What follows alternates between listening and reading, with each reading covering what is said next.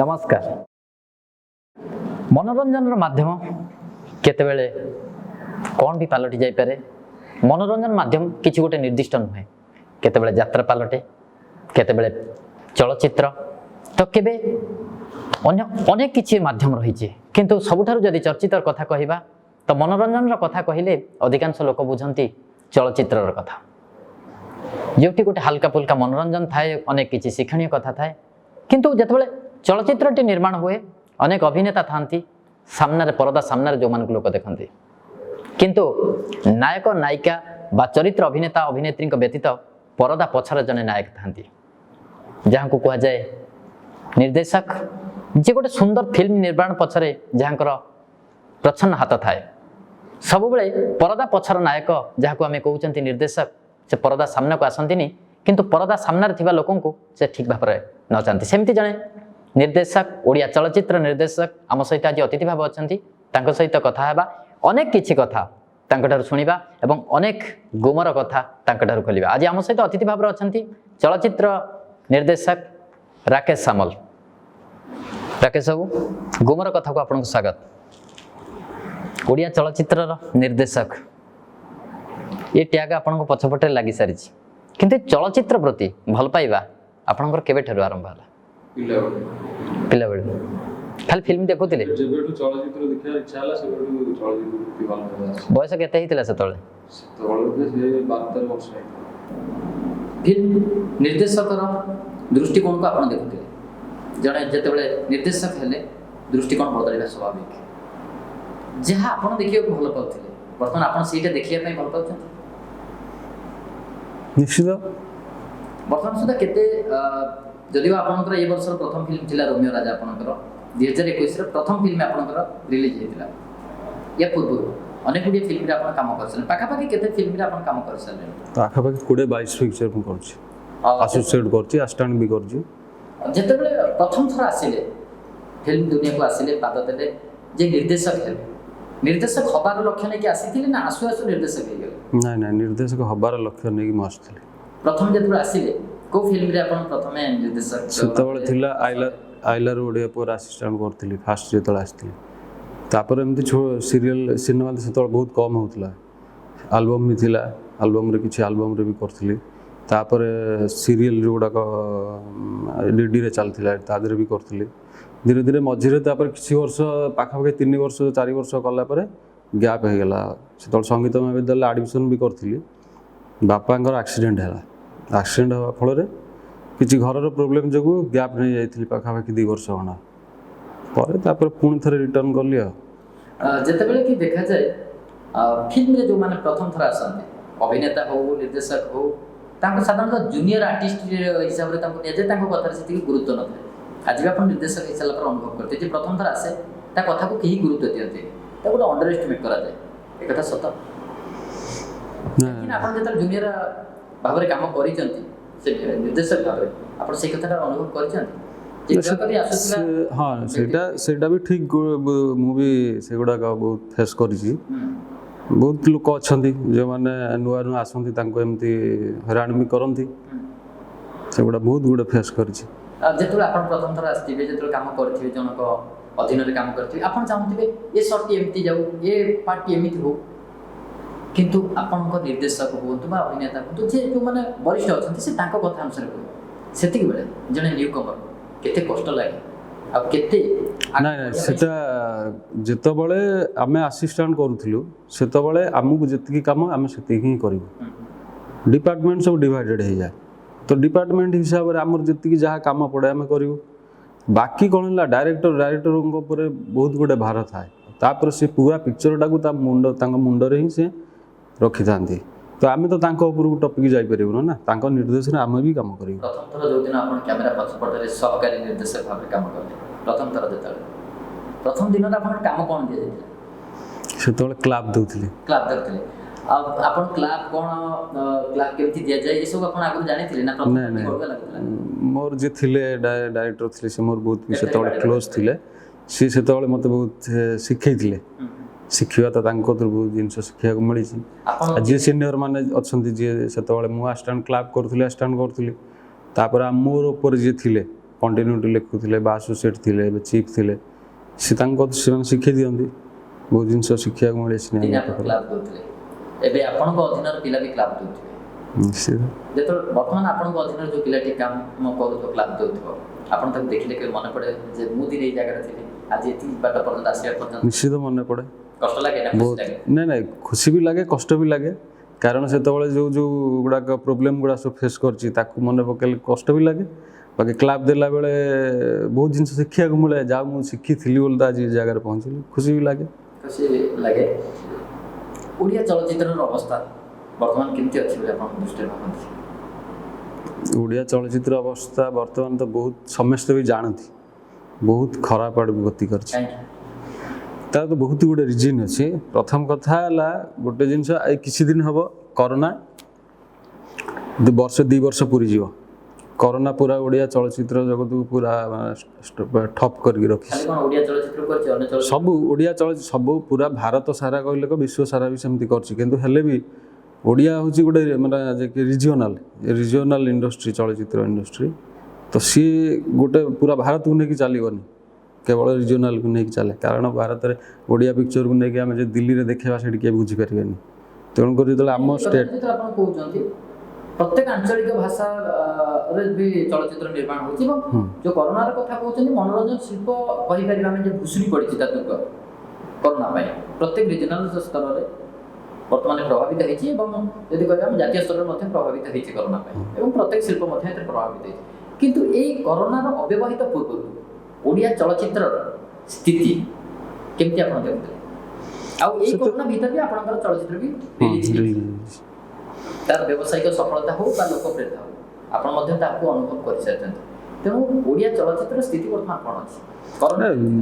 Corona ପୂର୍ବରୁ ଥିଲା continue running ଥିଲା ଇଣ୍ଡଷ୍ଟ୍ରି ଥିଲା ଯାହା ବି କିନ୍ତୁ ସେତେବେଳେ କ'ଣ ହେଇଥିଲା ନା ଲୋକ ବି ସେତେବେଳକୁ ମାନେ ମୁହଁ ଫେରେଇଲେନି ହଲ୍ ଯିବା ପାଇଁ ଲୋକ ମନେ କଲେନି କାରଣ ଗୋଟେ ଜିନିଷ ହେଉଛି ଯେତେବେଳେ ଡିଜିଟାଲ ନଥିଲା ଲୋକ ସେତେବେଳେ ବି ସିନେମା କପି ହେଉଥିଲା କିନ୍ତୁ କପି ହେଲେ ବି ସେ ଜିନିଷକୁ ଗୋଟେ ଧରଣର ଗୋଟେ ୱେରେ ସେଟାକୁ ନେଉଥିଲେ ପ୍ରେଜେଣ୍ଟ କରୁଥିଲେ ଯେ ଓଡ଼ିଆ କଲଚର କି ଓଡ଼ିଆର ଆଉ କିଛି ମିଶେଇକି ତ ଲୋକଙ୍କୁ ଗୋଟେ ଏଣ୍ଟରଟେନମେଣ୍ଟ କରିବା ପାଇଁ ଶିକ୍ଷା ଦେବା ପାଇଁ ସେତେବେଳେ ସେମାନେ ଯେଉଁ ଡାଇରେକ୍ଟର ପୁରୁଣା ଥିଲେ ଶ୍ରୀ ମିତ୍ର କୁହନ୍ତୁ ରାଜୀବ ମିଶ୍ର କୁହନ୍ତୁ କି ହର ଭାଇ କୁହନ୍ତୁ ପ୍ରଶାନ୍ତ ଭାଇନା କୁହନ୍ତୁ ଏମାନଙ୍କ ସହିତ ବି ମୁଁ କାମ କରିକି ଆସିଛି ତ ସେମାନେ ଯେଉଁ ୱେରେ ଗୋଟେ ପ୍ରେଜେଣ୍ଟ କରୁଥିଲେ ଗୋଟେ କନସେପ୍ଟ ସେତେବେଳେ ଲେଖିବାକୁ ଲୋକକୁ ବହୁତ ଭଲ ଲାଗୁଥିଲା ଆଉ ମାସ ଧରି ସିନେମା ହଲ୍ରେ ଚାଲୁଥିଲା। ତାପରେ କ'ଣ ହେଲା ଯେତେବେଳେ ସେମାନେ ଦୂରେଇ ଗଲେ ଧୀରେ ଧୀରେ ତ ସେତେବେଳେ କ'ଣ ହେଲା ନେକ୍ସଟ ଜେନେରେସନ୍ ଯେତେବେଳେ ଆସିଲା ସିଏ କ'ଣ କଲେ ସିଏ ବି ସେମ୍ କପି ଜିନିଷରେ ଚାଲିଲେ କିନ୍ତୁ ସେ ଓଡ଼ିଆ କଲଚର ଓଡ଼ିଆ ଭାଷାକୁ ପ୍ରପର ଗୋଟେ ଭାଷାକୁ ପ୍ରେଜେଣ୍ଟ କରିବା ତ ଏଗୁଡ଼ା ସବୁ ସେ ଧୀରେ ଧୀରେ କମ୍ କଲେ। ସେତେବେଳକୁ ଡିଜିଟାଲ ଆସିଗଲା ଡିଜିଟାଲ ଯେତେବେଳେ ଆସିଲା କ'ଣ ହେଲା ନା ବାହାରେ କ'ଣ ଆମର ଯେଉଁ ପିକ୍ଚର ଗୁଡ଼ା ବାହାରେ ହେଉଛି ଯେମିତି ଆମର ବଲିଉଡ଼ରେ କୁହନ୍ତୁ ସାଉଥରେ କୁହନ୍ତୁ କି ହଲିଉଡ଼ରେ କୁହନ୍ତୁ ସେ ପିକ୍ଚର ଗୁଡ଼ା ସବୁ ତାର ମାନେ ମେକିଂ ଷ୍ଟାଇଲ କୁହନ୍ତୁ ଚକାଚକ ଫିଲ୍ମ କଣ୍ଟେଣ୍ଟ କୁହନ୍ତୁ କଣ୍ଟେଣ୍ଟରେ ବହୁତ ଡେଭଲପ୍ ସେ ପିକ୍ଚର ତ ସେ ପିକ୍ଚର ଯେତେବେଳେ ଲୋକଙ୍କ ପାଖକୁ ଲୋକ ଯେତେବେଳେ ୟୁଟ୍ୟୁବ୍ ହେଲା ୟୁଟ୍ୟୁବ୍ ଲୋକ ଅତି ପାଖରେ ଦେଖିଲେ ସେ ଜିନିଷକୁ ଗୋଟେ ଦିନରେ ମାନେ 12 ଘଣ୍ଟାରେ କହିଲା ବେଳେ 1200 ପିକ୍ଚର ଦେଖିଲା ବେଳେ ତା ଭିତରେ ଦେଖିଲେ ତ ସେ ଭିତରେ ଓଡ଼ିଆ ପିକ୍ଚରର ଯେଉଁ କପି କରିକି ଦେଖିବା ଲୋକଙ୍କୁ ଆଉ ଭଲ ଲାଗିଲାନି। ଯେଉଁ କଥା କହୁଛନ୍ତି କି ଆଜି ଲୋକପ୍ରିୟତା ଯଦି ଓଡ଼ିଆ ଚଳଚ୍ଚିତ୍ର କମିଯାଇଛି ତାହେଲେ ଆମେ କହିପାରିବା ଯେ କେବଳ କପି ସହିତ ବହୁତ କିଛି ଅଛି। କପି ତ ଆମେ ଯଦି କହିବା ଖାଲି କପି ନୁହେଁ ସବୁ ଭାଷାରେ କପି ହେଉଛି। ଆପଣ ଗୋଟେ ଯଦି ସାଉଥର ନା ସାଉଥର ଗୋଟେ ହେଉଛି 50 ଯଦି 100 କୋଟି ଟଙ୍କାର ଗୋଟେ ସିନେମାଟେ ତାକୁ ଯଦି ଓଡ଼ିଆ ଆମର ରିଜନାଲ ଛୋଟିଆ ମାର୍କେଟ ତ ଏଇଠି ଯଦି ସେ 100 କୋଟିର ପିକ୍ଚରକୁ ଆଣିକି ଏଇଠି 50 ଲକ୍ଷରେ ଫିଲ୍ମ କରାଯାଏ ତ 100 କୋଟି ଲୋକ ଦେଖି ସାରିଥିବା ଫିଲ୍ମଟାକୁ ଏଇଟାକୁ କେତେ ଦୂର ଭଲ ହେଇଥିବ ବୋଲି ଲୋକ ଦେଖିବେ। ଯଦି କାହାଣୀର କଥା ଯଦି କହୁଛନ୍ତି କପି ଫିଲ୍ମ ଆମେ ବଲିଉଡ୍ ହଉ ହଲିଉଡ୍ ହଉ ବା ଅନ୍ୟ ରିଜନାଲରେ ଅନେକ କପି ଫିଲ୍ମ ସକ୍ସେସଫୁଲି ସେମାନେ ସେଇ ଢଙ୍ଗରେ କପି ହେଲେ ବି ସେମାନେ ସେଇ ଢଙ୍ଗରେ ସେଇଟାକୁ ପ୍ରେଜେଣ୍ଟ କରୁଛନ୍ତି ସେଇଟାକୁ ମେକିଂ କରୁଛନ୍ତି ତାଙ୍କୁ ସେଇ ବଜେଟ୍ ବି ଖର୍ଚ୍ଚ ହେଉଛି ଏମିତି ନାହିଁ କି ସେ ଆଣୁଛନ୍ତି 50 ଲକ୍ଷରେ ସିନେମା କରିଦେଉଛନ୍ତି ସେଇଠି ବି ତାଙ୍କୁ ବି ସେତିକି ବଜେଟ୍ ଖର୍ଚ୍ଚ କରୁଛନ୍ତି ସେମାନେ ବି ଏକ୍ସଟ୍ରା କିଛି ଯେଉଁଟା ତାଙ୍କୁ ମାନେ ଯେମିତି ଆସିଲା ଗୋଟେ ଇଣ୍ଡିଆନ୍ କଲଚର ଯେମିତି ଆମର ଭାରତୀୟ କଲଚର ହିସାବରେ ଯେଉଁ ପିକ୍ଚର ଆସିଲା ହଲିଉଡ଼ରୁ ସେମାନେ ଇଏ କଲେ କପି କଲେ ତ ସେଇଟାକୁ ଭାରତୀୟ କଲଚର ହିସାବରେ ତାକୁ ଯାହା ଦରକାର ସେଇଠି ଖଞ୍ଜୁଛନ୍ତି ସେମାନେ ନାଇଁକି ସେ ହଲିଉଡ଼ରେ ଆଣିକି ପୁରେଇ ଦେଲେ ତା ଭିତରେ ଆଚ୍ଛା ତାହେଲେ ବୁଝିପାରିଲେ ତ? ଆମର କହିବା କଥା ଯେ ଆମେ ଚୋରି କରୁଛନ୍ତି ଏବଂ ହଁ। ଚୋରିଟାକୁ ଠିକ ଭାବରେ କରିପାରୁନାହାନ୍ତି। କରିପାରୁନାହାନ୍ତି ବାସ୍ ସେଇଟା ହେଉଛି ଜିନିଷ। ତାମାନେ ଆମେ ପ୍ରଥମ କଥା ହେଲା ଯେଉଁ ଜିନିଷଟା ଆମେ କପି କରୁଛନ୍ତି ସେଇଟାକୁ ଆମେ ଠିକ୍ ଭାବରେ କରିପାରୁନାହାନ୍ତି ହେଲା।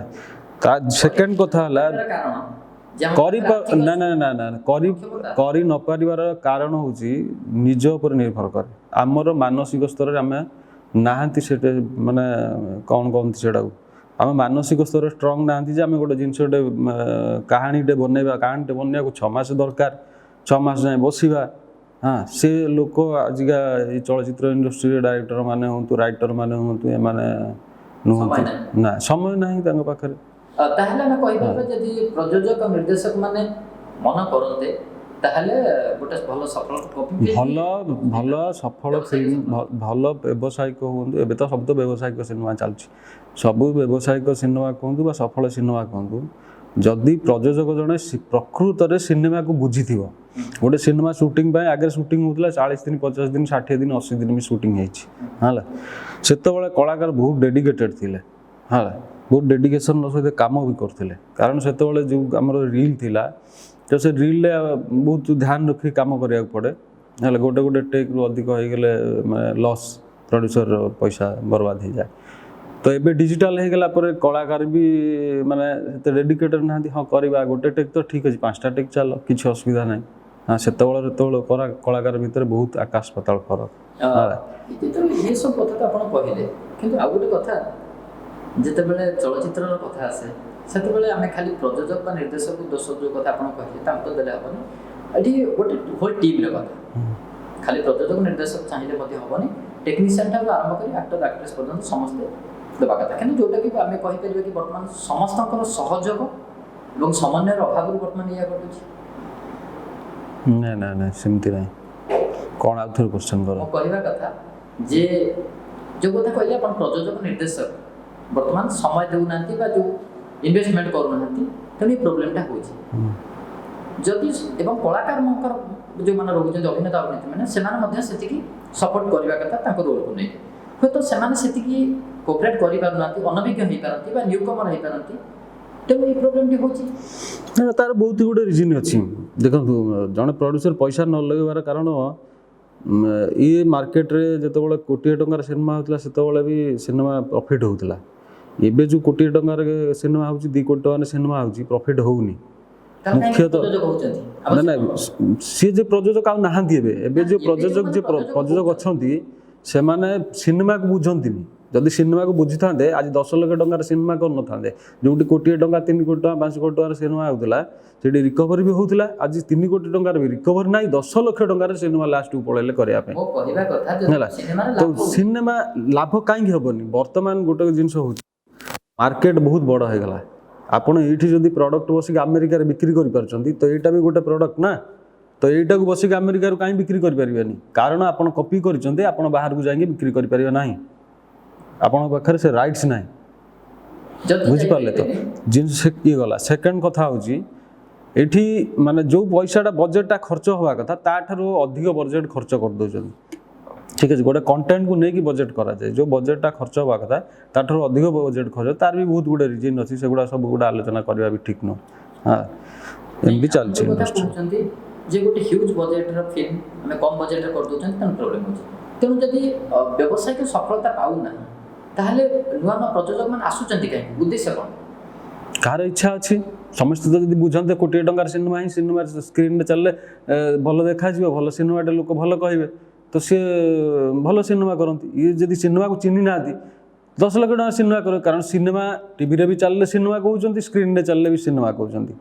ଯଦି ଟିଭି ସ୍କ୍ରିନ୍ ସିନେମା ଅଲଗା ଟିଭି ସିନେମା ଅଲଗା ଟିଭି ହେଉଛି ଟେଲି ତେଣୁକରି ସେ ଭାବନ୍ତି ଯେ ସିନେମା ମାନେ ସ୍କ୍ରିନ୍ରେ ଚାଲିଲେ ଯେଉଁ ସିନେମା ଟିଭିରେ ବି ଚାଲିଲେ ସେଇ ସିନେମା ତେଣୁକରି ସେତେବେଳେ 5 କୋଟି ଟଙ୍କାର ବି ସିନେମା 10 ଲକ୍ଷ ଟଙ୍କାର ବି ସିନେମା ତେଣୁ ସେ ଜାଣନ୍ତି ଚିହ୍ନି ନାହାନ୍ତି ଯେହେତୁ ସିନେମା କ'ଣ ଜାଣିନାହାନ୍ତି ଭଲସେ ତେଣୁକରି 10 ଲକ୍ଷ ଟଙ୍କାର ସିନେମା କରୁଛନ୍ତି। ସବୁବେଳେ ଚର୍ଚ୍ଚା ହୁଏ ଗଣମାଧ୍ୟମରେ ହୁଏ ଚର୍ଚ୍ଚା ହୁଏ ଏବଂ ସାଧାରଣ ମଧ୍ୟ ଟୋପର ହୁଏ ଓଡ଼ିଆ ସିନେମାରେ କାଷ୍ଟିଂ କାଉଚ୍ ଚାଲିଛି ଆପଣ ଏ କଥାରେ ବିଶ୍ୱାସ କରନ୍ତି? ମୁଁ ଜାଣିନି ମୁଁ ସେମିତି କେବେ ମୋ ସହିତ ହେଇନି କି ମୁଁ ବି ସେଗୁଡ଼ା ଫେସ୍ କରିନି କୁହନ୍ତି ଶୁଣିଛି ବହୁତ ଗୁଡ଼ିଏ ଜାଗା ହୁଏ ଶୁଣେ ଆପଣ ବିଶ୍ୱାସ କରନ୍ତି? ବିଶ୍ୱାସ ମୁଁ କରେ ନା। ଆପଣ ଜଣେ ନିର୍ଦ୍ଦେଶକ ଯଦି ମୋ ସାମ୍ନାକୁ ସେ କେବେ ଆସିଲା कि କାହାର ହେଲା ଅମୁକ ହେଲା ଧମକ ହେଲା ଯଦି ମୁଁ ବିଶ୍ୱାସ କରିବି ନାଇଁ ତ ମୁଁ ବିଶ୍ୱାସ କରିବାର ନାହିଁ ଆପଣ କେବେ ସେଭଳି ସମ୍ମୁଖୀନ ହେଇଛନ୍ତି କେବେ ନୁହେଁ ଯଦି ହେଇଥାନ୍ତା ଆପଣ ପଚାରିଲେ ମୁଁ ତ କହିଦେଇଥାନ୍ତି ଆପଣଙ୍କୁ ଯଦି କାଷ୍ଟିଂ କାଉଚ୍ ବୋଲି କିଛି ଗୋଟେ ଅଛି ବୋଲି ଆପଣ ଭାବନ୍ତି ମୁଁ କିଛି ଜାଣିନି ସେ କାଷ୍ଟିଂ କାଉଚ୍ କ'ଣ କ'ଣ ମୁଁ କେବେ ଶୁଣିନି ସେଗୁଡ଼ା ସେ ବୋଧେ ଉଠେ କାହିଁକି କିଏ କେମିତି ଉଠାଏ କ'ଣ କାହାର ଗୋଟେ ରିଜିନ୍ ଥିବ କିଏ କାହାକୁ କିନ୍ତୁ କାଷ୍ଟିଂ କାଉଚର ଅଭିଯୋଗଟା ସାଧାରଣତଃ କୌଣସି ଅଭିନେତାଙ୍କ ନାଁରେ ଆସେନି ନିର୍ଦ୍ଦେଶକ ପ୍ରଯୋଜକଙ୍କ ନାଁରେ ଆସେ ନାଇଁ ନାଇଁ ସେଗୁଡ଼ା ମୁଁ ବହୁତ ଗୁଡ଼େ ଶୁଣିଛି ଇଏ କଲା ସେ କଲା ଏମିତି ବହୁତ ଗୁଡ଼େ ନିର୍ଦ୍ଦେଶକ କ'ଣ ନିର୍ଦ୍ଦେଶକ କାହିଁ କାଷ୍ଟିଂ ଆଉ କ'ଣ ଆଗରୁ କେହି ନଥିଲେ ଏବେ ହେଇଗଲେ ସବୁ ଜାଗା ଏଇଟା ଭୁଲ କଥା ତାହେଲେ ଯେତେବେଳେ ନୂଆ କରି ଜଣେ ଅଭିନେତ୍ରୀଟି ଆସୁଛି ଚଳଚ୍ଚିତ୍ର ଅଭିନୟ କରିବା ପାଇଁ ସେ କେମିତି ସୁଯୋଗ ପାଏ ରେଫରେନ୍ସ ନାଇଁ ନାଇଁ ଯଦି ନାଇଁ ରେଫରେନ୍ସ ଗୋଟେ ଜିନିଷ ଦେଖନ୍ତୁ ମୁଁ କାହାଣୀଟେ ବନେଇଛି ମୋ କାହାଣୀ କି ଯିଏ ସୁଟ୍ ହବ ତ ମୁଁ ତାର ଅଡିସନ୍ କରିବି ତ ଅଡିସନ୍ କଲା ପରେ ତାପରେ ମୋତେ ଲାଗିଲା କି ହଁ ଇଏ ମୋ କାହାଣୀର ଏଇ କ୍ୟାରେକ୍ଟର ପାଇଁ ପରଫେକ୍ଟ ଅଛି ତ ତାକୁ ମୁଁ ସୁଯୋଗ ଦେବି ଏମିତି ନାହିଁ କି ଯିଏ ଆସିବ ମୁଁ ଆପଣ କହିବେ ମୋ ବନ୍ଧୁବାନ୍ଧବ ଅଛି ଗୋଟେ ସୁଯୋଗ ଦେଇଦେବେ ଏମିତି ଏଇଟା ଅସମ୍ଭବ ଜିନିଷ ଆପଣ ମୋତେ ଚିହ୍ନିଲେ ଜାଣିଲେ ତାପରେ ମୋତେ ସୁଯୋଗ ଦେବେ କି ମୋ ଟ୍ୟାଲେଣ୍ଟ ଦେଖିବେ କିନ୍ତୁ ଯିଏ ନ୍ୟୁକମର୍ଟେ ଆସିବ ତା ସହିତ ସେ ପ୍ରଯୋଜକ ନିର୍ଦ୍ଦେଶକଙ୍କ ସହିତ ତାର କଣ୍ଟାକ୍ଟ ନାହିଁ ସେ ଯେତେବେଳେ ଯିବା ପାଇଁ ଗୋଟେ ସର୍ଟକଟ୍ ୱେ ଖୋଜୁଥିବ ସେଇ କ୍ଷେତ୍ରରେ ହୁଏତ ସେମିତି କିଛି ହେଇପାରିଥାଏ ସର୍ଟକଟ୍ ୱେଟା କ'ଣ କାଷ୍ଟିଂ କାଉଚ୍ ସେମିତି ଆମର ମୁଁ ଜାଣିନି କେବେ ସେମିତି ଫେସ୍ କରିନି କେବେ ବୁଲେଇ ପକାଇ ଆପଣ ସେ କାଷ୍ଟିଂ କାଉଚ୍ କଥାଟା କାହିଁକି ବେଶୀ ପଚାରୁଛନ୍ତି ଚର୍ଚ୍ଚା ହୁଏ ଆପଣମାନେ ଯେହେତୁ ଗୋଟେ ଆଗଧାଡ଼ିରେ ଅଛନ୍ତି ସେ ଭୁଲ କଥା ସବୁ ଏଇ କାଷ୍ଟିଂ କାଉଚ୍ ଏଗୁଡ଼ାକ ସବୁ ମାନେ ବହୁତ ଲୋକ କ'ଣ ହେଲା ଦେଖନ୍ତୁ ସେମିତି ଦେଖିବାକୁ ଗଲେ ଏଇ ଜିନିଷ ବଲିଉଡ଼ରେ ବି ହେଉଛି ସବୁଆଡ଼େ ହେଉଛି ହେଲା ଆମ ଓଡ଼ିଶାରେ ଟିକେ ଅଧିକ ହେଉଛି ଆପଣ ମାନୁଛନ୍ତି ଓଡ଼ିଶାରେ ନା ନା ଅଧିକ ହେଉଛି ମାନେ ଆମେ କେମିତି ଜାଣୁଛୁ ମିଡ଼ିଆ ମାଧ୍ୟମରେ ମିଡ଼ିଆ ପ୍ରଚାରଟା ଅଧିକ ହେଉଛି ହଁ ତାପରେ ଶୁଣିଲା ବେଳକୁ କ'ଣ ନା କିଛି ନାହିଁ ନା ସେମିତି କଥା କହିହେବନି ନିଆଁ ନଥିଲେ ଧୂଆଁ ବାହାରିବନି ଆମେ ଯଦି 5 ଆଙ୍ଗୁଳି ସମାନ କି ସମାନ ନୁହେଁ ନା ତ ନିଆଁ ନଥିଲେ ଧୂଆଁ ବାହାରିବ ନାଇଁ ନାଇଁ ନାଇଁ ସେମିତି କିଛି ନାହିଁ ମୁଁ ଜାଣିନି ସେ ବାବଦରେ କାଷ୍ଟିଂ କାଉଚ୍ ବାବଦରେ ମୁଁ କିଛି ଜାଣିନି ସେ ବିଷୟରେ କିଛି ମୁଁ କେବେ ଶୁଣିନି ଯଦି କିଏ କ'ଣ କରୁଥିବ ଭଲ ମନ୍ଦ କରୁଥିବ ସେ ତାଙ୍କର ଯିଏ ଯାହା ଭଲ କଲେ ଭଲ ଖରାପ କଲେ ଖରାପ ପାଇବ ସେମିତି ଆସିନି କି ଆସିବାର ବି ନାହିଁ ଯେତେବେଳେ ଆପଣ ଚଳଚ୍ଚିତ୍ରରେ ବର୍ତ୍ତମାନ ଯେକୌଣସି ଚଳଚ୍ଚିତ୍ର ଦେଖାଯାଉଛି ଗୋଟେ ଆଇଟମ୍ ସଙ୍ଗ୍ ଦିଆଯାଉଛି ଆଇଟମ୍ ସଙ୍ଗ୍ର ଆବଶ୍ୟକତା କ'ଣ ଅଛି ଷ୍ଟୋରି ସହିତ ତାର କିଛି ନଥାଏ ସମ୍ପର୍କ ଆଇଟମ୍ ସଙ୍ଗ୍ ନଥିଲା ଆଗରେ ହେଉନଥିଲା ଆଇଟମ୍ ସଙ୍ଗ୍ ସେଇଟା କ'ଣ ହେଲା ନା ବଲିଉଡ଼ରେ ଗୋଟେ ମଝିରେ ଗୋଟେ ପିକ୍ଚର ବାହାରିଥିଲା ଗୋଟେ ଆଇଟମ୍ ସଙ୍ଗ୍ ହେଇଥିଲା ତାକୁ ଦେଖିକି ଏଇଠି ଓଡ଼ିଶାରେ ଚାଲିଲା ଆଇଟମ୍ ସଙ୍ଗ୍ ଓଡ଼ିଶା କ'ଣ ବାହାରେ ବି ଅନ୍ୟ ଷ୍ଟେଟ୍ରେ ବି ଚାଲିଲା ଆଇଟମ୍ ସଙ୍ଗ୍ କିଛି କାରଣ ଗୋଟେ ସବଜେକ୍ଟରେ ଆଇଟମ୍ ସଙ୍ଗ୍ର କିଛି ମାନେ ଆବଶ୍ୟକତା ନଥିବ ସେଠି ଆଇଟମ୍ ସଙ୍ଗ୍ଟା ଲୋକଙ୍କୁ କ'ଣ ଗୋଟେ ଭଲ ଲାଗିଗଲା କିଛି ଅଡ଼ିଏନ୍ସ ତ ବହୁତ ପ୍ରକାର ନାଇଁ ନା ବ୍ୟବସାୟ କେବଳ ଗୀତ ଯେ ବ୍ୟବସାୟ କରିଦେବ ତାହେଲେ ଗୀତ ଯଦି ନେଇକି ଖାଲି ହଲ୍ରେ ଚଲେଇବା କଥା ସିନେମା ସ୍କ୍ରିନ୍ରେ ଚଲେଇବା କଥା କାହିଁ ସିନେମା ତାହେଲେ କରୁଛ ଖାଲି ଗୀତ ଚଲେଇବା କଥା ମୁଁ ଗୋଟେ ଜିନିଷ କହୁଛି ଲୋକ ଅଡ଼ିଏନ୍ସ ବହୁତ ପ୍ରକାରର ଅଛନ୍ତି ଯଦି ଗୋଟେ ଗୀତ ଆପଣ କରିଦେଲେ ତ ସେ ଗୀତ କିଛି ଲୋକଙ୍କୁ ଭଲ ଲାଗିଲା ଲୋକଙ୍କର କହିଲେ ସେଭଳିଆ ଗୀତ କର ଆମର କିଛି ନିର୍ଦ୍ଦେଶକ ଅଛନ୍ତି ରାଇଟର ବି ଅଛନ୍ତି ସେମାନେ କ'ଣ କଲେ କିଛି ଲୋକ ଯେତେବେଳେ ପସନ୍ଦ କରୁଛନ୍ତି ଚାଲ ଆମେ ଆଉ ଗୋଟେ ସବଜେକ୍ଟ କଲାବେଳେ ତା ଭିତରେ ଭରିଦେବା ଗୋଟେ ଆଇଟମ୍ ଗୀତ ତ ଇଏ ଜିନିଷ ଚାଲିଲା ଆପଣ ବି ଗୋଟେ ଫିଲ୍ମ ନିର୍ଦ୍ଦେଶକ ଭାବରେ ରୋମିଓ ରାଜା ନେଇକି କଲେ ଯେତେବେଳେ ରୋମିଓ ରାଜା କଲେ ଆପଣ ପ୍ରଥମେ କେଉଁ ଦିଗଟାକୁ ବେଶୀ ଗୁରୁତ୍ୱ ଦେଇଥିଲେ ଚଳଚ୍ଚିତ୍ରରେ କାହାଣୀ ମେକିଂ ଆକ୍ଟର ଆକ୍ଟ୍ରେସ୍ ଏବଂ ବ୍ୟବସାୟିକ ସଫଳତା ଏବଂ କେଉଁଟାକୁ ଆପଣ ବେଶୀ ସବୁ ଜିନିଷକୁ ଗୁରୁତ୍ୱ ଦେଇକି ଯେତେବେଳେ ଆମେ କାମଟା କରିବାକୁ ଯାଉ ସେତେବେଳେ ସବୁଆଡ଼କୁ ଗୁରୁତ୍ୱ ଦେଇକି ସେ କାମଟିକୁ କରିବାକୁ ପଡ଼େ ପ୍ରପର୍ ଗୋଟେ କାହାଣୀ ହେଇଥିବା ଦରକାର ଲୋକଙ୍କୁ ଭଲ ଲାଗୁଥିବା ଦରକାର କାହାଣୀ ଡିଫରେଣ୍ଟ ହେଇଥିବା ଦରକାର କାହାଣୀରେ ଓଡ଼ିଆ ସଂସ୍କୃତି ବା ହଉ ବା ଓଡ଼ିଆ ଭାଷାକୁ ତ ଆମେ ପ୍ରାଧାନ୍ୟ ଦେଇଥିବା ଦରକାର ସେକେଣ୍ଡ ହେଉଛି କଳାକାର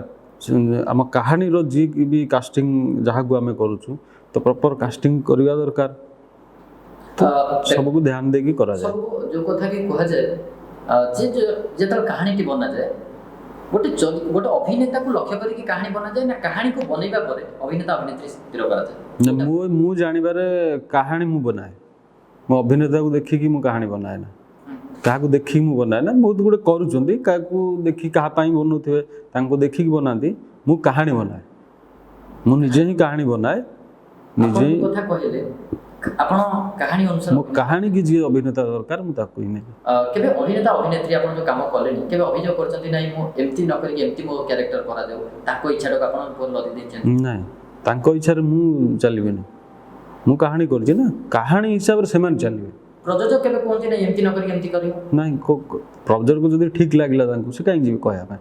ଆପଣ ତାଙ୍କ କଥା ଅରାଜି ହେଲେ ସେ ଅନ୍ୟ ନିର୍ଦ୍ଦେଶକ ନେଇଯିବେ, ନିଅନ୍ତୁ, କିଛି ଅସୁବିଧା ନାହିଁ। କିନ୍ତୁ ଆପଣଙ୍କ ଫିଲ୍ମ ସଂଖ୍ୟା କମିଯିବ। ଫିଲ୍ମ ସଂଖ୍ୟା କମିବାର କିଛି ନାହିଁ, ମୁଁ ସଂଖ୍ୟା ବଢ଼ାଇବା ପାଇଁ ଫିଲ୍ମ କରିବାକୁ ଆସିନି, ଆତ୍ମସନ୍ତୋଷ ପାଇବା ପାଇଁ ସିନେମା କରିବାକୁ ଆସିଛି। ଫିଲ୍ମ କରିବେ ତାହେଲେ ପ୍ରଯୋଜକଟି ତା ପଇସା କେମିତି ପାଇବ? जो उचित सिनेमा कले प्रयोजक पैसा पाइब आराम से पाइब, मार्केटिंग प्रॉपर मार्केटिंग कले पैसा पाइब। किंतु जत प्रयोजक इच्छा फिल्म न हो ना सब प्रयोजक इच्छा सिनेमा हुए ना, प्रयोजक सिनेमा करने आसती कला प्रति जेहेतु दुर्बलता अच्छी सिनेमा करने आसती, जेहेतु गोटे निर्देशक से सिनेमा विषय बहुत किसी धारणा थाए, सिनेमा को मार्केटिंग भी करें, तो से कौन करते प्राय निर्देशकों छाड़ा दरकार। से जी उचित माने जी सिनेमा को बुझा प्रयोजक जे से ही निर्देशक गोटे इंडिपेंडेंट काम करने डायरेक्टर ऊपर छाड़ प्रयोजक अच्छा जे दिने भी शूटिंग सेट को आसंती नहीं, पैसा लगे दियंती, फिल्म हे जाए से फिल्म हिट हुए लोकप्रियता भी पाए। मो फिल्म आ जो प्रयोजक भी अच्छा सब दिन शूटिंग सेट को आसंती किंतु ताको फिल्म चले यार कारण नहीं कारण बा कहली गोटे जिनस हूँ ओडिशा रे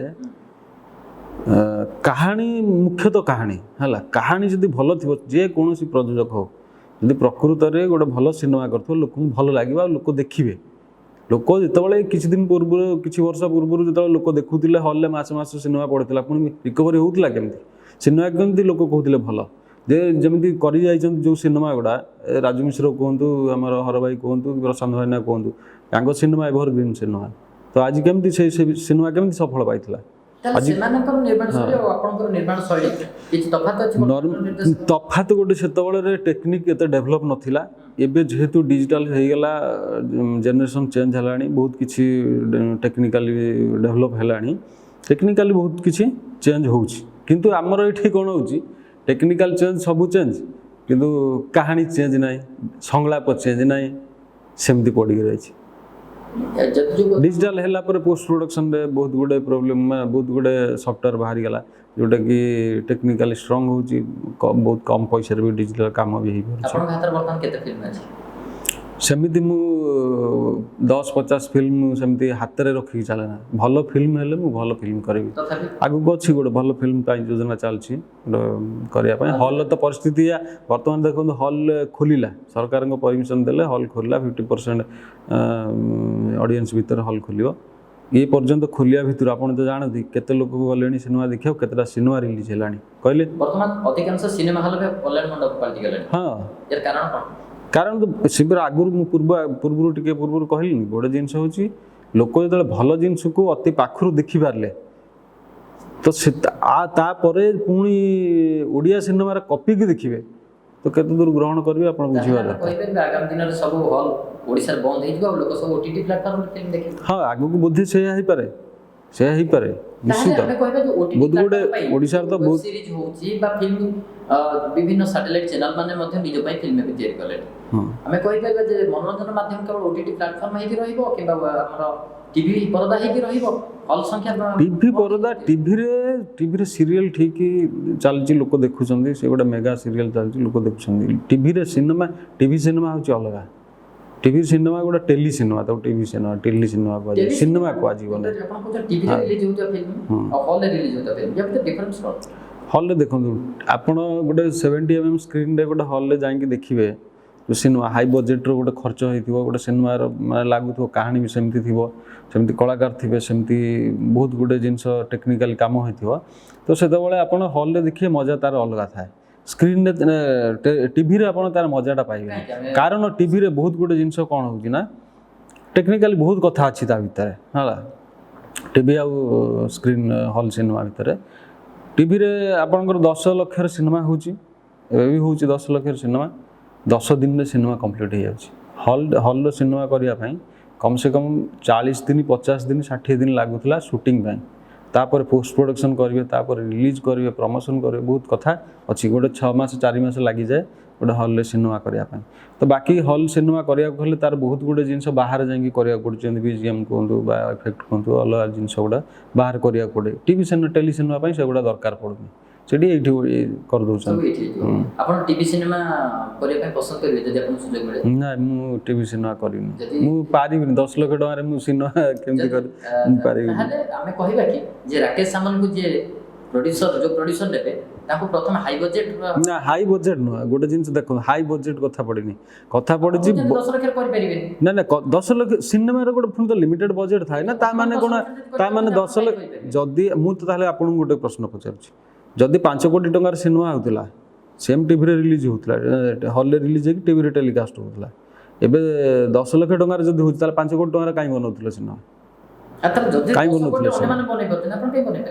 ନାଇଁ 10 ଲକ୍ଷରେ ମୁଁ କାମ କରିନି, ନାଇଁ ଚେଷ୍ଟା କରିକି ମୁଁ କାହାର ଏକ୍ସପେରିମେଣ୍ଟ କରିବାକୁ ଯିବି, କାହା ପଇସାକୁ ନେଇକି ପାଣିରେ ପକାଇବାକୁ ଯିବି, ସେମିତି ମୋର ମୁଁ ଭଲ ସିନେମା, କାରଣ ମୋ କତିରେ ମୁଁ ନିଜେ କାହାଣୀ ବନେଇଛି, ମୋ କତିରେ ଭଲ ସିନେମା ଭଲ କାହାଣୀ ଅଛି, ତ ଭଲ କାହାଣୀକି ନେଇକି ଗୋଟେ ଲିମିଟେଡ୍ ବଜେଟ୍ ଅଛି, କାହାଣୀକି ନେଇକି ବଜେଟ୍ କରାଯାଏ। ତ ବଜେଟ୍ ଯେହେତୁ ମୋ ପାଖରେ ଲିମିଟେଡ୍ ବଜେଟ୍ ଅଛି, ସେ ବଜେଟ୍ର ଭଲ ମାନେ ପ୍ରଯୋଜକ ମିଳିଲେ ଭଲ ସିନେମା କରିବା ପାଇଁ ଚେଷ୍ଟା କରିବି। ଏମିତି ନାହିଁ କି 10 ଲକ୍ଷରେ ନେଇକି ସିନେମା, 10 ଲକ୍ଷରେ ଆପଣ କ'ଣ କରିବେ, ସେ ରିମେକ୍ କରିବେ। ଏବେ ଏଇ ଯେଉଁ 10 ଲକ୍ଷ ସିନେମା କେଉଁଟା ଆପଣ ଓରିଜିନାଲ ସିନେମା ମୋତେ ଦେଖାନ୍ତୁ, ଗୋଟେ କୁହନ୍ତୁ। ସବୁ ଯାକ ତାମିଲ, କେଉଁଟା ପଞ୍ଜାବ ଥିବ, କେଉଁଟା ମରାଠୀ ଥିବ, କେଉଁଟା ତେଲୁଗୁ ଥିବ। ଆପଣ କିନ୍ତୁ ରିମେକ୍ ମୁଁ ରିମେକ୍ ମୋ କତିରେ କାହାଣୀ ଢେର ଅଛି, ମୁଁ ନିଜେ କାହାଣୀ ଲେଖୁଛି। ଓଡ଼ିଶାରେ କାହାଣୀ ନାହିଁ, କାହାଣୀ ଅଭାବ ଅଛି। ଆପଣ ଇମାଜିନ୍ କରିକି କାହାଣୀ ଲେଖିବେ।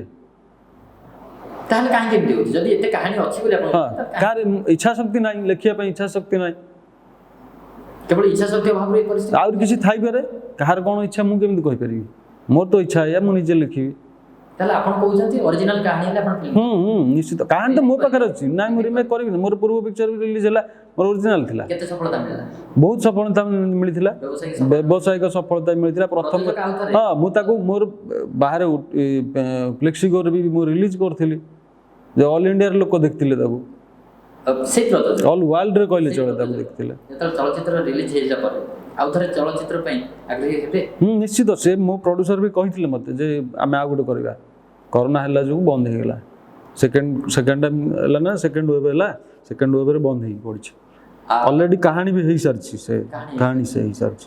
ଯଦି ଆମେ କହିବା ବିଗତ ଦିନର ଗୋଟେ ପାରିବାରିକ ସିନେମା ଥିଲା, ପାରିବାରିକ ଅଧିକାଂଶ ସମୟରେ ଆପଣ ଯେଉଁ କଥା କହିଲେ, ବିଗତ ଦିନର ନିର୍ଦ୍ଦେଶକ ମାନଙ୍କର ଗୋଟିଏ ଘର ଭିତରେ ବା ଦୁଇଟା ପରିବାର ଭିତରେ କାହାଣୀ ହେଉଥିଲା। କିନ୍ତୁ ବର୍ତ୍ତମାନ ଯଦି କହିବା, ଆମେ ଗୋଟିଏ ପରିବାର ବା ଦୁଇଟା ପରିବାର ଭିତରେ ସିନେମା ନାହିଁ, ସିନେମା ବର୍ତ୍ତମାନ ସାମାଜିକ ହେଇଯାଇଛି।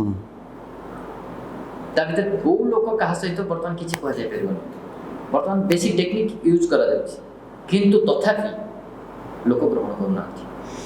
ନାଇଁ ନାଇଁ ସେ ପାରିବାରିକ ଗୋଟେ ଜିନିଷ ଦେଖନ୍ତୁ, ବିଭିନ୍ନ ଷ୍ଟେଟ୍କୁ ନେଇକି ବିଭିନ୍ନ କଲଚରକୁ ନେଇକି ସେମାନଙ୍କର ଭଲ ପାଇବା ଗୋଟେ ଥାଏ। ଆଜି ସାଉଥରେ ସିନେମା ସିଏ ହିନ୍ଦୀ ବି ବହୁତ କମ୍ ଦେଖନ୍ତି, ଅନ୍ୟ ଷ୍ଟେଟ୍ର ସିନେମା ଗୁଡ଼ାକୁ ସେ ଏତେ ଦେଖନ୍ତିନି, କି ଅନ୍ୟ ଭାଷାକୁ ସେ ଏତେ ଆକ୍ସେପ୍ଟ, କେବଳ ସେ ଇଂଲିଶ ଆଉ ତାଙ୍କ ଭାଷାଟାକୁ ସେ ଇଏ କରନ୍ତି। କିନ୍ତୁ ଆମର ଏଠି ଓଡ଼ିଶାରେ ଆମ ଲୋକ ବି ସେମିତି, ଯେ ଓଡ଼ିଆଟାକୁ ବି ସେ ମାନେ ଭଲ ପାଇଲେନି, ସାଉଥକୁ ଭଲ ପାଇଲେ। ହଁ, କାହିଁକି ଗୋଟେ ଜିନିଷ କ'ଣ ହେଲା ନା, ଏମାନେ ଡେଭଲପ୍ ହେଲେନି, ଜେନେରେସନ୍ ସହିତ ଏମାନେ ଡେଭଲପ୍ ହେଇପାରିଲେନି। ଲୋକ ଭଲ ଭଲ ସିନେମା ଦେଖିଲେ, ସେ ପ୍ରତି ଲୋକଙ୍କର ଗୋଟେ ଅଭ୍ୟାସ ହେଇଗଲା, ଲୋକଙ୍କୁ ଭଲ ଲାଗିଲା ଯେ ଠିକ୍ ଅଛି ଚାଲ ଭଲ ଲାଗୁଛି, ଭଲ ଦେଖିବା, ଭଲ ସିନେମା ଦେଖିବା। ମ୍ୟୁଜିକ୍ ଭିଡ଼ିଓ ମୁଁ କରେ ନା, ମ୍ୟୁଜିକ୍ ଭିଡ଼ିଓ ମୁଁ କରେ ନା, ଭଲ ଟିକେ ହଁ, ସେତେବେଳେ ମୁଁ ଆସିଷ୍ଟାଣ୍ଟ କରୁଥିଲି। ତାପରେ ଏବେ ମୁଁ ଭଲ ହେଲେ, ଭଲ ଲାଗିଲେ ଗୀତ ୱାର୍ଣିଂସ୍ ଭଲ ଥିବ, ଭଲ ଲାଗିଲେ ମୋ ଇଚ୍ଛା ହେଲେ ମୁଁ କରିବି। ଗୋଟେ ଫିଲ୍ମ ଆଉ ଗୋଟେ ମ୍ୟୁଜିକ୍ ଭିଡ଼ିଓ କ'ଣ, ୟା ଭିତରେ ଗୋଟେ କଣ୍ଟେଣ୍ଟ ଭିତରେ ଅଳ୍ପ ସମୟ ଭିତରେ ଗୋଟେ ମ୍ୟୁଜିକ୍ ଭିଡ଼ିଓ ଏବଂ ଗୋଟେ ଲିମିଟେଡ୍ ଟାଇମ୍ ଭିତରେ ଫିଲ୍ମ, ୟା ଭିତରେ ଡିଫରେନ୍ସ କ'ଣ ଲାଗେ? ସେଠି ଅଧିକ ଆକ୍ଟର ଆକ୍ଟ୍ରେସ୍, ଏଠି ଆକ୍ଟର ଆକ୍ଟ୍ରେସ୍ କମ୍। ଗୀତ ଆକ୍ଟ୍ରେସ୍, ଗୀତ ମ୍ୟୁଜିକ୍ ଭିଡ଼ିଓର ତାର କଣ୍ଟେଣ୍ଟ ବହୁତ ପ୍ରକାରର ବି କଲେଣି, ଛୋଟ ଛୋଟ କଣ୍ଟେଣ୍ଟ ନେଇକି କମ୍ ଡ୍ୟୁରେସନ୍ ଭିତରେ ଗୋଟେ କାହାଣୀ କେମିତି ପ୍ରେଜେଣ୍ଟ କରାଯାଏ, ତାକୁ ଗୀତ ମାଧ୍ୟମରେ ବି ବହୁତ ଲୋକ କରିକି ଦେଖାଉଛନ୍ତି। ହଁ, ଆଉ ବାକି ସେ ସିନେମା ହେଲା 2 ଘଣ୍ଟା 2.5 ଘଣ୍ଟାର ସିନେମା ଲମ୍ବା କାହାଣୀ, ବହୁତ କିଛି ସିନେମାରେ ପ୍ରେଜେଣ୍ଟ କରିବାକୁ ପଡ଼ିବ ଲୋକଙ୍କୁ ଇଏ କରିବା ପାଇଁ।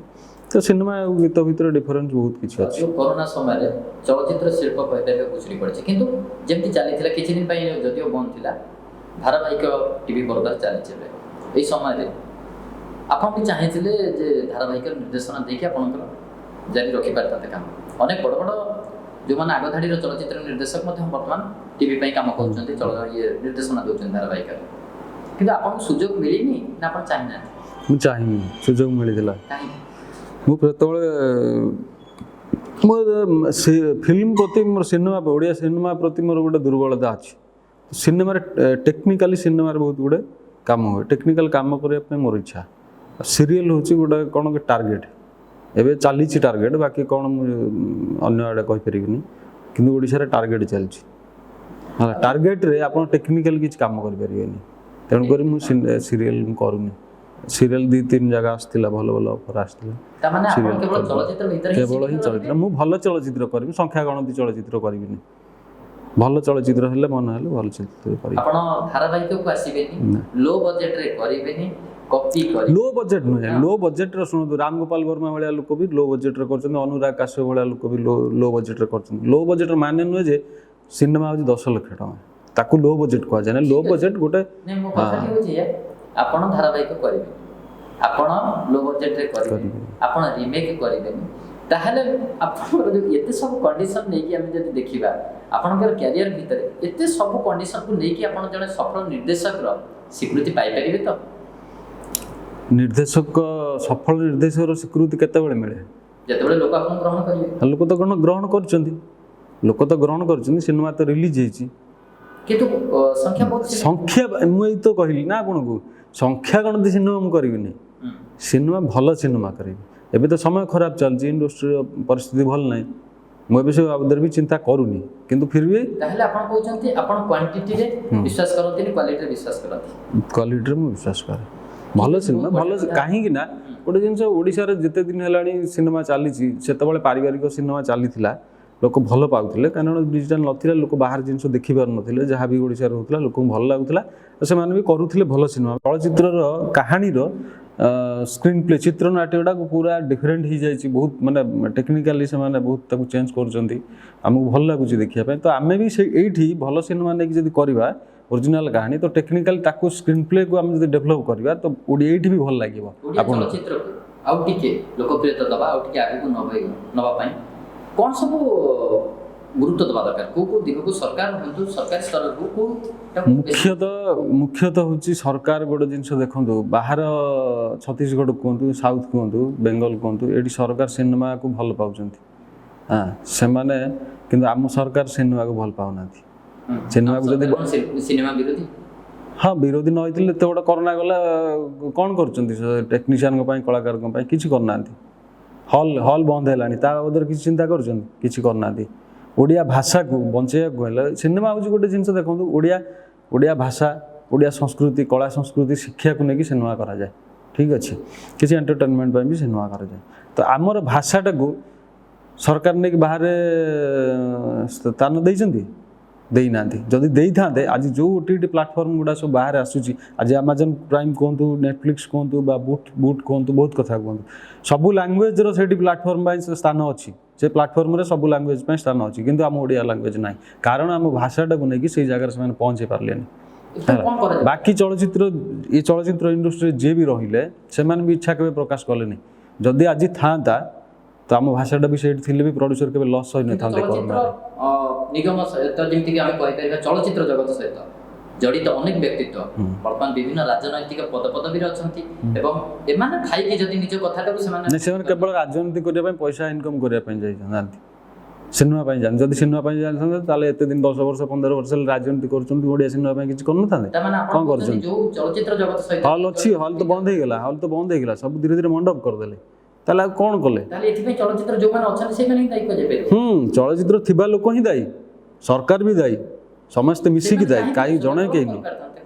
एठी कहानी करिया पई लोक मोर इच्छा शक्ति नाही, लोक देखिया पई कहउछन्ती, किंतु लोक बनो एठी माने चलचित्र जगत रे टेक्नीशियन जे रहिले, डायरेक्टर कहतु के भी इंटरेस्ट नेलेनी, प्रयोजक भी नेलेनी, सरकार भी इंडस्ट्रीटा केमती बंचेबा, भल जिनस भल ये करबा, अन्य स्टेट भी करूछन्ती, तो आमे करबा, सेटा भी तांकर इच्छा शक्ति नाही। आमे बुझिबा कि जे चलचित्र जगत भीतर जो मान अछन्ती, अभिनेता अभिनेत्री निर्देशक प्रयोजक, एमान भीतर कोठी ना कोठी गोटे सामान्य अभाव रहछि।